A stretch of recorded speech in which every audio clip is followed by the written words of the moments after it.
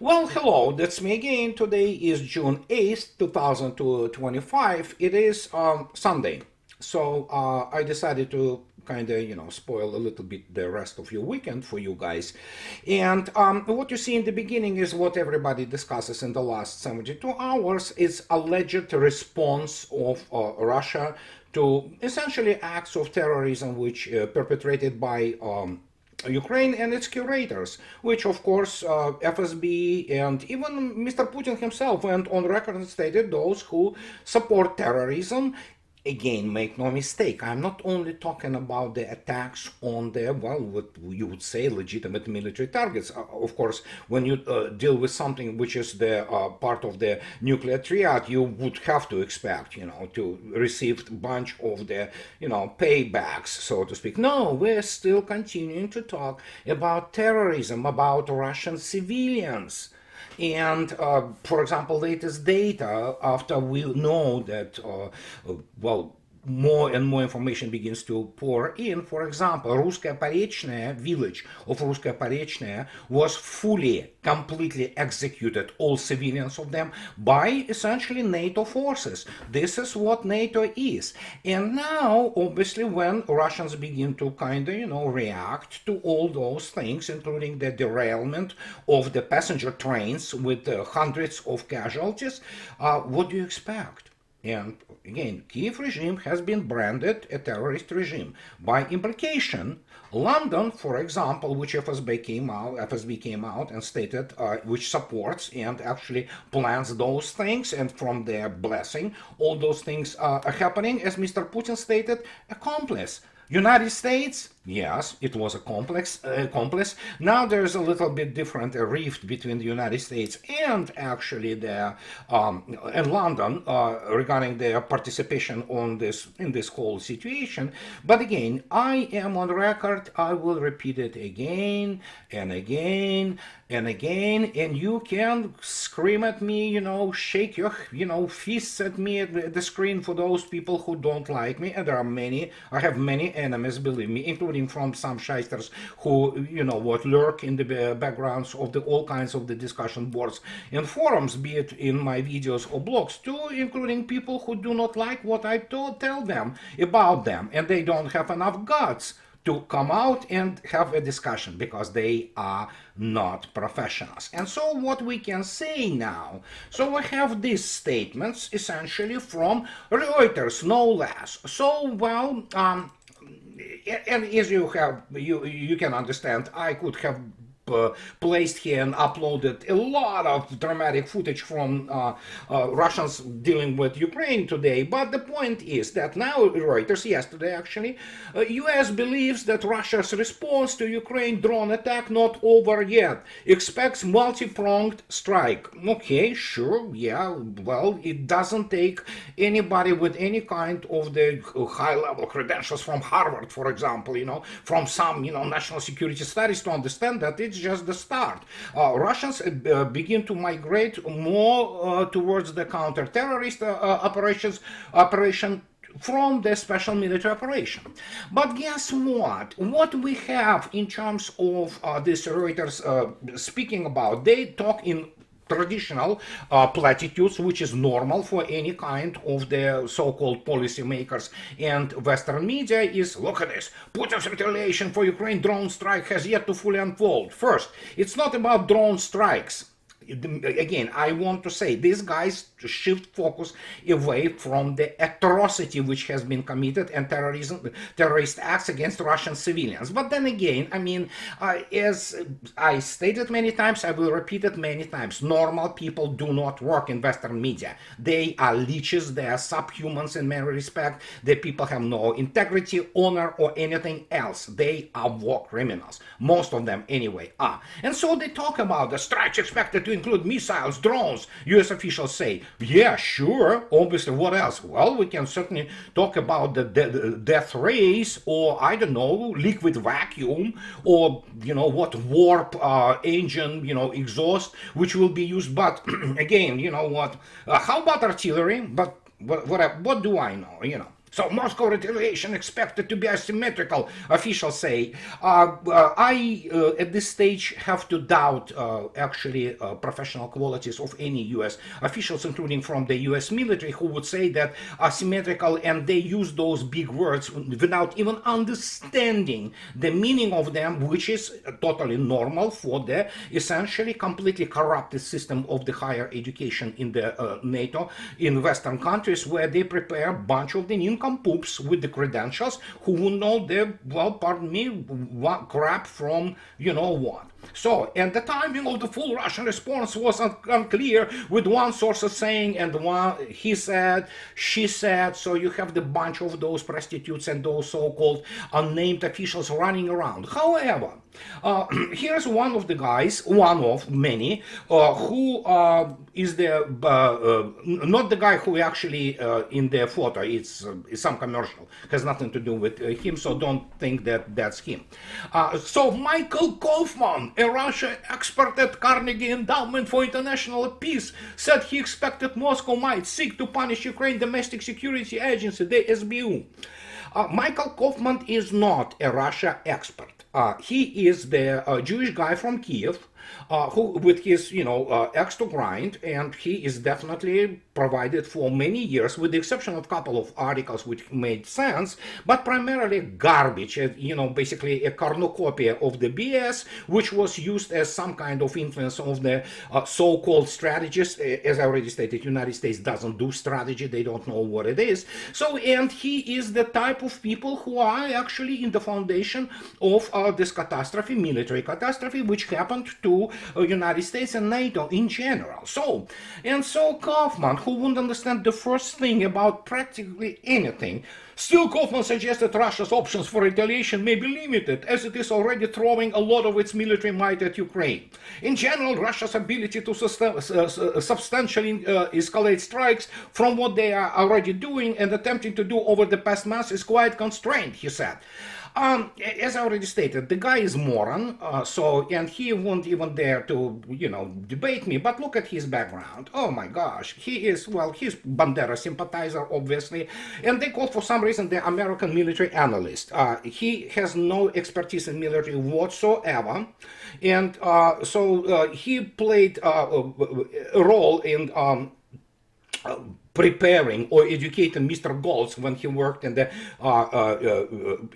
Center for Naval Analysis. I don't know how Michael Koffman ended up there. He wouldn't have any clue about navies and naval operations, but still, so that's pretty much what is happening with the United States and combined West. And so, as you can see yourself, he was born in Kiev. He immigrated in 1991. So he attained a Bachelor's of Arts degree in political science at Northeastern University and Master of Arts degree in international security at the Edmund Walsh School of Foreign Service at Georgetown University. So basically he has no education. He has no background in anything serious related to the modern warfare, let alone he has zero technological expertise, which is absolute must and required for basically producing any kind of the conclusions or observations on any matters. But here you are, he for some reason passes for the Russian expert. He is not, obviously. And just to demonstrate to you what international security degrees are. It's, for example, Penn State School of International Affairs. Look at those wonderful courses. These are courses for the people with the IQ below room temperature, because anybody who has a half brain left and they can read and basically get degree in international security studies, because practically all humanities, most, not all, but most humanities studies, especially in, those fields like national security, strategy, they are, fraud. It's academic fraud.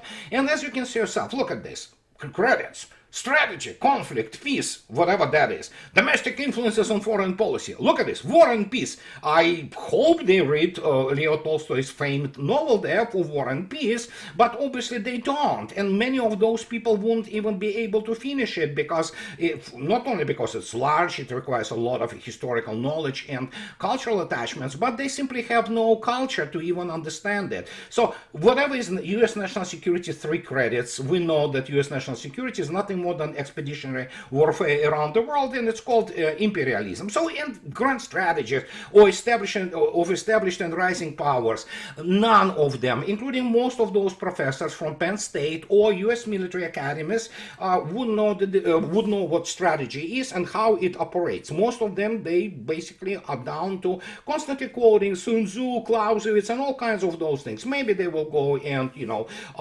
speak about Alfred Tyler Mahan, and things of this nature. No, this is not serious. The real strategy is a lot of math and physics. My gosh, it's all about it. It never was any difference since essentially already 19th century. But what do I know? So, and that's what they talk about. But you know what? Some realities, begin to kind of dawn on those people. And suddenly this National Security magazine, we have, basically the headline itself, the title itself speaks pretty much, for itself, that Russia simply won the war. Yeah, they write it 2 days ago, and it's National Security magazine, and you can look it up. Just if you don't want to read the whole thing, it's just type the title, Russia has won the Ukraine war and defeated NATO. For some reason they put it into the quotation marks, but at least they admit it, and the war in Ukraine is effectively over, with Russia on a clear path to achieving its objectives through a grinding war of attrition that has exhausted Ukraine and outlasted Western and NATO resolve. Well, let me put it this way. NATO and Western resolve was based on, by the way, provided by such people like Koffman and other bunch of the shysters and frauds who, pretended that they know something about war. They don't. Many U.S. military don't know what war is, real war.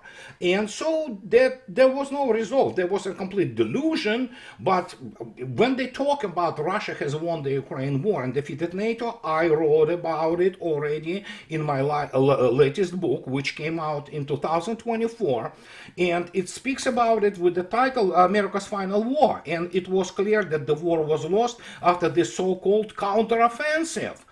The counteroffensive was a catastrophe on unimaginable scale, but you cannot explain this to, for example, average Western journal, because they are morons and they wouldn't understand this anyway due to their attachment, cultural and whatever, to the genocide and atrocities, because this is the only thing they've supported for the existence of the American imperialism. So, and when you look at those headlines, you have to ask the question, where have you been, guys?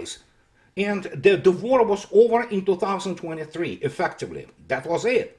It was just a matter of what I speak on non-stop about the arrangement phase. How much pain the West can take. And Russians were, tightening those screws. That's what it was all about. And one of the key issues, of course, was the issue of the losses. And when somebody was beginning to tell this in 2023, that by the time the counteroffensive was over, 160,000 killed in this so-called counteroffensive, how many really nobody knows. They really don't count. And when we say today that, for example, the kill ratio is about 1 to 20, people say this cannot be right. Oh, yes, it is.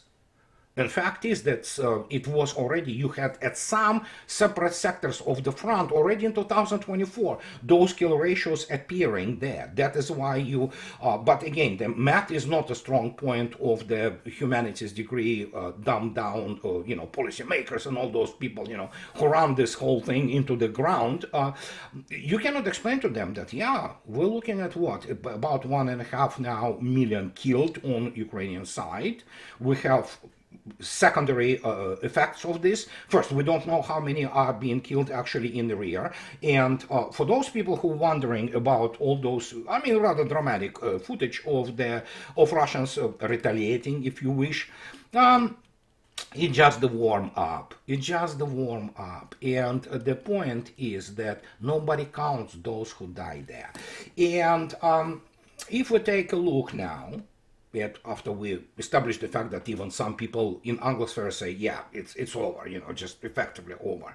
And Mr. Trump is defeated. He had the chance to have an honorable exit and, save United States and pretend that United States didn't take part. Well, too late. However, if we go and take a look at the situation on the front lines, we go to our very good friend Marat Khairulian and those people, those professional military like Michael Koffman, who are behind doing those wonderfully, fitted for the civilian understanding maps, as you can see yourself today.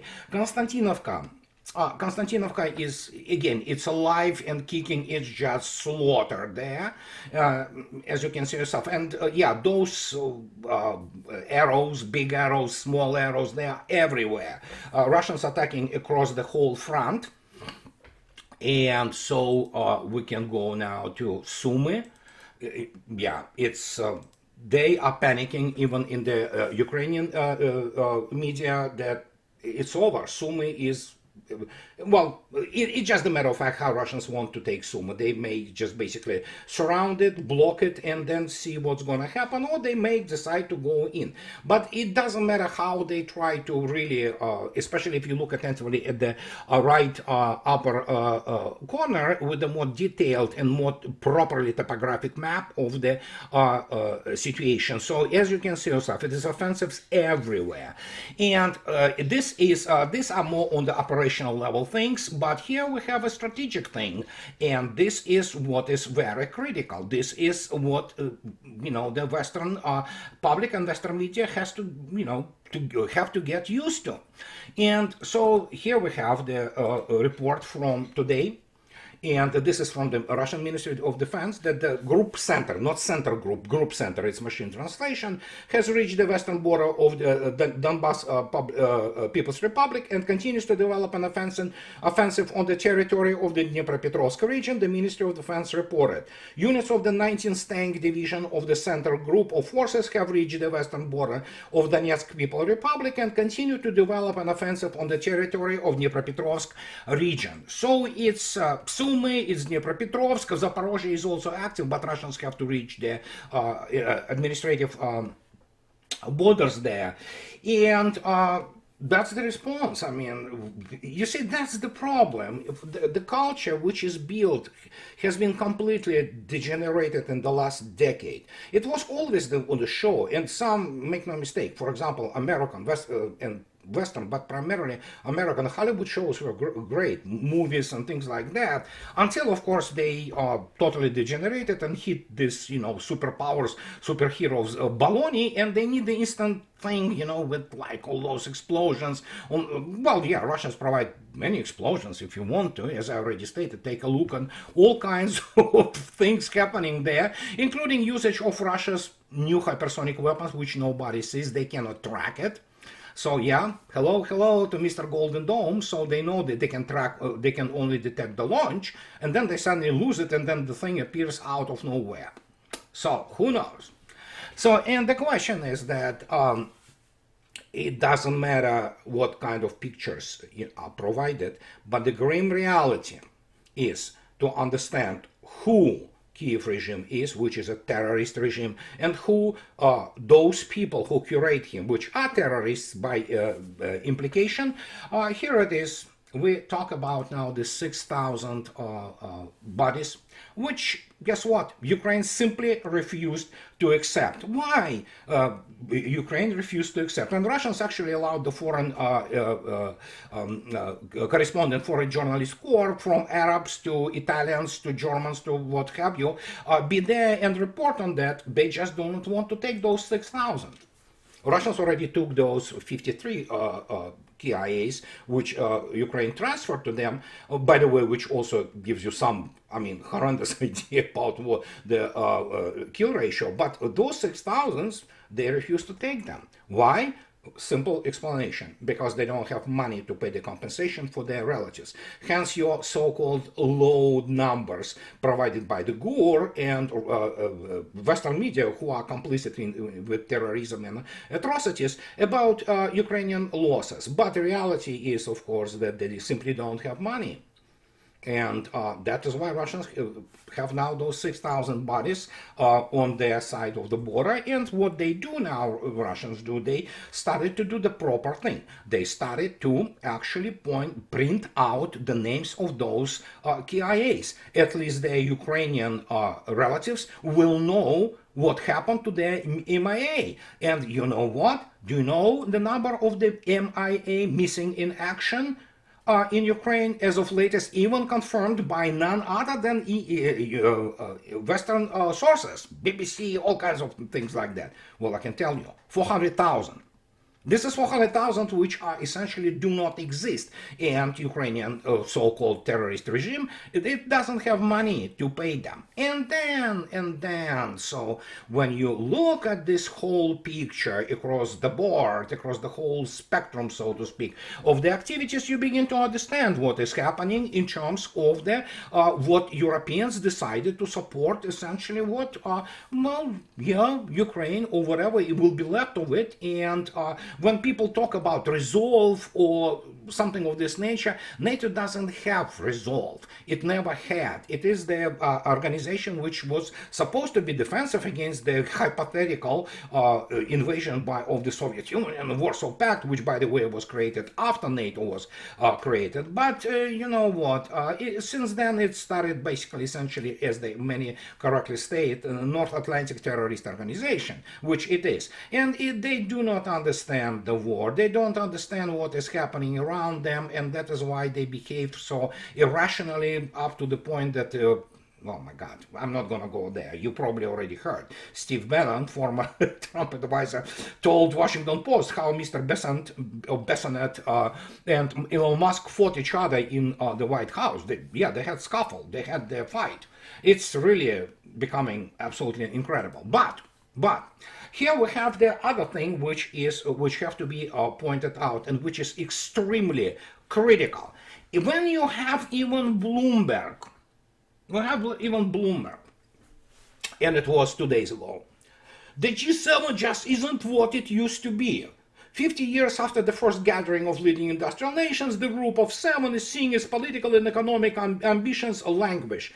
I have news for Bloomberg, or as Uncle Rico from Napoleon Dynamite would have said after testing their time machine, so to speak, you should have asked me.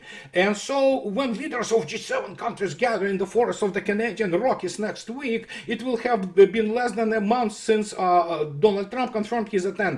That the US president plans to show up at all is noteworthy. As recently as May 27, Trump said Canada should be the 51st state. But it is also notable that the so-called leader of the free world, waited until the 11th hour to RSVP. The G7 ticket just isn't what it used to be. Absolutely.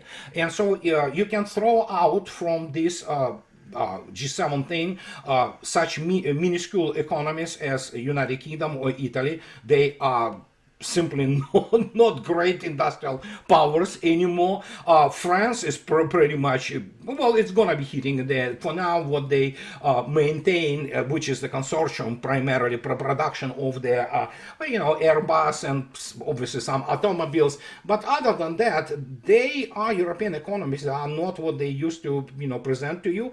And yes, you look at India or Russia, they dwarf those economies with the exception of the United States. And so, yeah, what kind of G7? Well, Japan, probably, yeah, definitely there. But anybody who talks about Germany, here's a very interesting dynamics for you. And this is what I was warning about so I don't know. Finally, my voice, so to speak, has been confirmed, but not by just somebody who is inside Russia. No, it is confirmed by actually none other than Levada Center, which is a Western-funded organization which have been designated as a foreign agent in Russia. Yet even they go out and say, well, correctly, that America has lost the top spot in the list for the first time in 13 years, according to a poll. Russians, they called find new, biggest enemy to replace US. No, Russians don't have to find any enemy. Russia has it by default. they all coming to Russia. And so now, according to even Levada, to the study, Germany is now in first place with 56% of respondents describing it as an unfriendly country towards Russia, followed by the UK and Ukraine. Correct. So that's pretty much gives you a spread. And you have to understand that Europe have been basically exposed for what it is. And it was revealed. Well, really not revealed. I've been talking about this non-stop. It's the fact that Europe is the existential enemy. Europeans hate Russians. And again, I expect again bunch of people from Europe say, no, we're not like that. I'm not like that. I know there are very many good people in Europe. Many, make no mistake. But even among those people who hate Russians, there are probably very many decent people. The problem is you cannot change the culture. You cannot change the cultural DNA of Europe, which does for the last 1,000 years one and only thing.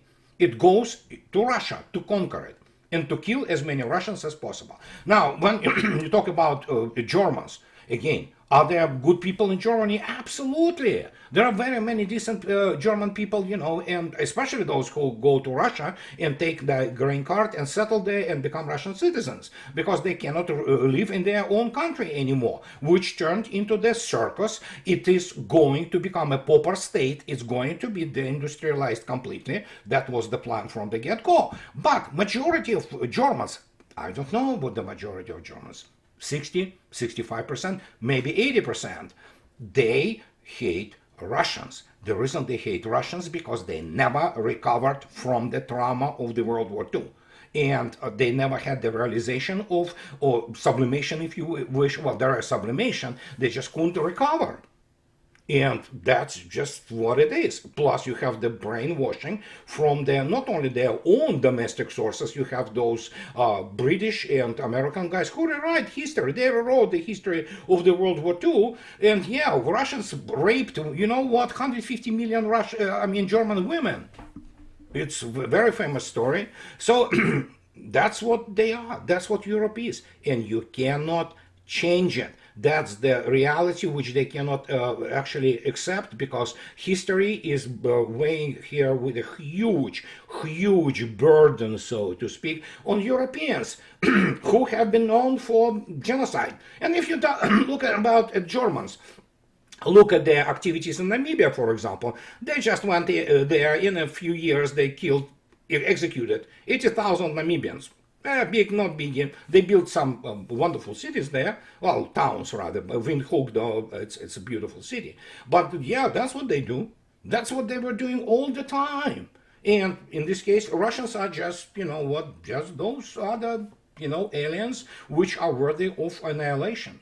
And that will remain so because Russians are in the eyes of the most of Europeans. Again, most percentages you can argue with them, and especially political elite, especially European elites, although American elites too, are subhumans. We Slavs are subhumans. We do not deserve to live. We do not deserve to, have anything what Russia has and be able to produce weapons which make the Pentagon look like a third world, which actually it is. I mean, in terms of the table of organization equipment, it is the basically, is between the second and third world. The only thing they have is obviously this ISAR complex, which is in C4, which is advanced. But even that is now questionable, and I've been so many times on record about this. And this is what it is. Europe is the enemy, and it reflects perfectly in the mood of Russian people, including that, have you heard recently, in the last year, that Vladimir Putin repeats this very much obsolete and dated thesis that Ukraine are brotherly people. They are not. And it doesn't matter what kind of ethnicity you are. I mean, look at, what situation of the Balkans. And so in conclusion to this, I want to point out something which is very interesting, and this is why I always say that apart from the fact that the incompetence of the NATO militaries have been exposed by the virtue of the fact that they have been eating this drinking Kool-Aid and eating this, pardon my French, excrement from the Ukrainian government about the dynamics, battlefield dynamics, but they just simply didn't have the ability to properly analyze and develop the information, despite the fact all those sensors and satellites and things of this nature. So Russia is opening the bunch of the new military academies. These are military academies which will obviously be, some of them are going to be actually reinstated.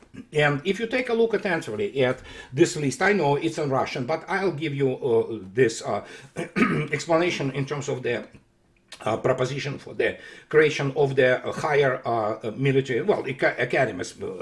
Actually, it's a 5-year, 6 days a week, tremendously intensive academic and military training, which most of the, for example, so-called military analysts in the United States do not have. And if you begin to look attentively at what will be reinstated as proposition, it's Saratov Higher Engineering Academy of the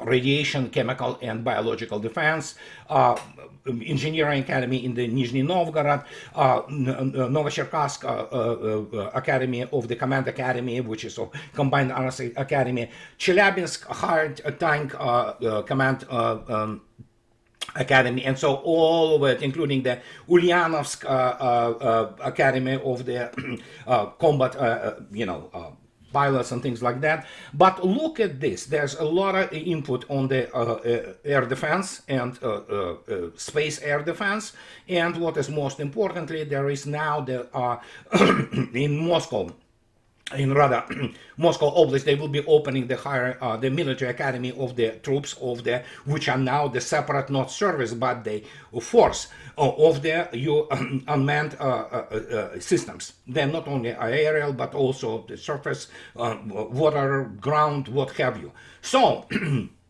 this is just the thing which Russia is building to kind of summarize its combat experience, not only on the battlefield, but translated into the academic preparedness of the officer cadres. And as somebody joked, which I subscribe completely, and don't give me this, oh yeah, it's Russian rah-rah. No. NATO decided to attack, which it did, the country which is could be defined, which is Russia, as one huge military academy and one huge military plant. What do you expect is going to happen? Yeah, what you expect is going to happen, that actually Mr. Kellogg probably won't be able to hold a proper conversation with the some chief of staff of some Russian brigade, who would look at him like, yeah, the guy is amateur. And there you go. As the result, we see what is happening, and you can, feel free to go out there and look up all those wonderfully dramatic footage of the what is happening to Ukraine, and it's just the start, warm up. The reality, of course, as always, is going to be happening on land. And this is what I wanted to tell you guys today. And as always, those who like what I do, please subscribe to my channel. And those who can afford, guys, please support me on Patreon or buy me a coffee and two. I want to, in the conclusion, to thank my wonderful patrons. And please, people, again, my apologies. I am only one in my position. I don't have any assistant or anything. I cannot respond to everybody who ask me question and everything. So I need to do the, the video which will be dedicated strictly to the Q&A. So that's it for today. Have a nice rest of the weekend. Bye-bye.